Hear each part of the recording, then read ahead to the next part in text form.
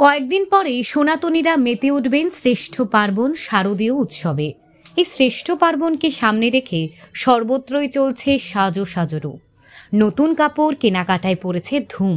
এরই মাঝে সমাজের এমন কিছু মানুষ রয়েছেন যারা সংসার থেকে বিতাড়িত হয়ে বা নানাভাবে সংসার হারিয়ে পড়ে রয়েছেন বৃদ্ধাশ্রমে।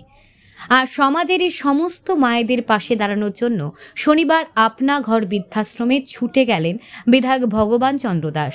সেখানে গিয়ে তিনি মায়েদের মিষ্টিমুখ করিয়ে নতুন কাপড় প্রদান করেন।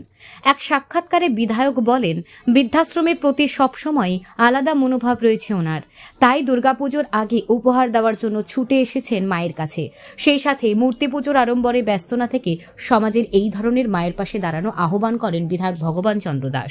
এই দুর্গাপূজার সময় মাকে কিছু উপহার দেওয়ার জন্য মায়েরও একটা আশা বা প্রত্যাশা থাকে সন্তানের উপরে। মা সন্তানের এই যে আশাটা পূরণ হয়ে যায়, আমি এখানে এসে আমার আশা সেটা পূরণ করলাম।